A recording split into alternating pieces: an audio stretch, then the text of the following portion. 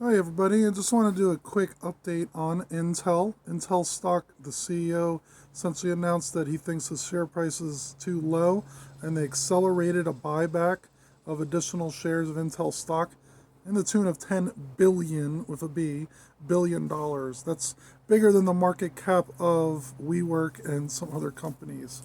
So what a share buyback is, essentially the company with the available cash that they have is deciding to buy back more shares of the stock. Now, buying back shares has had some controversy, but let's look at the positive aspects to it. So, Intel's deciding they're going to buy $10 billion of stock.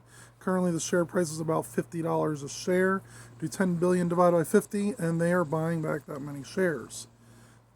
Two of the biggest benefits to stockholders in a share buyback, one is when you buy more additional shares, or the company's buying more additional shares, the stockholders will own a slightly higher percent of the company.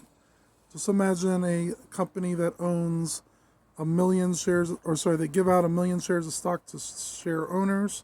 They decide, let's say I own 100,000 shares, I would own 10% of the company. But let's say that the company has a lot of additional cash flow and they buy back 500,000 shares. So there's only 500,000 left. You already own your 100,000, you just owned 20% of the company. So you could actually get a higher percent of the company. Again, for something like Intel, it might be minuscule, 0.001 extra percent or so, but even that can't hurt, right?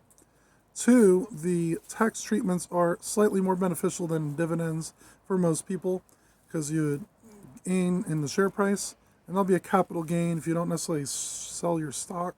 You're still going to be in good shape.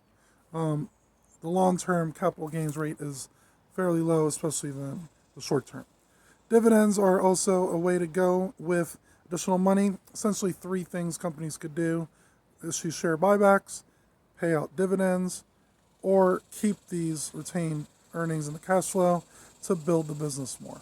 And so Intel already does spend a pretty high percent of their earnings into their technology. Hopefully the 7 millimeter chip will come out as now expected with a 6 month delay.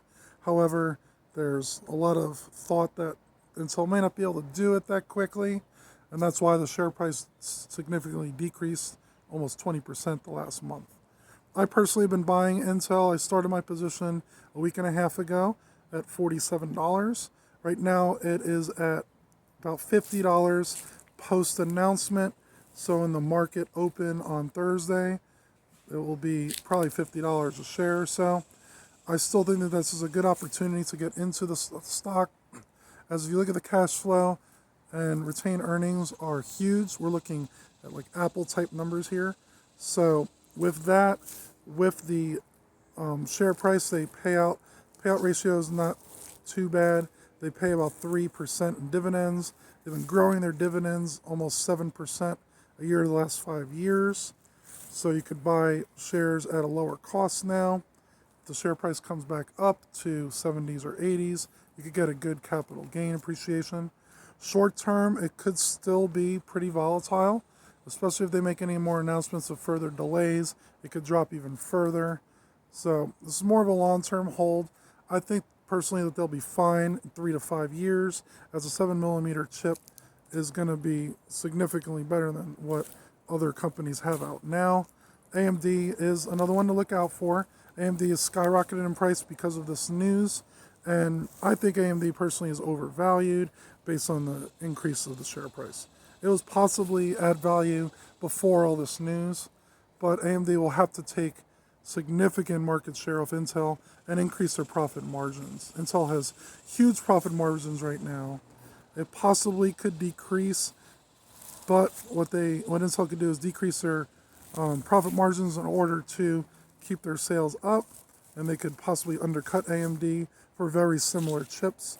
Intel also is very diversified in their investments. They're making a lot in cloud computing, different hardware solutions that are not necessarily computer chips. So again, with this buyback is very good news. CEO announced it after hours today on Wednesday, and we're already seeing about a 3% jump in the stock price. I'm going to personally be buying more shares of Intel as money comes in.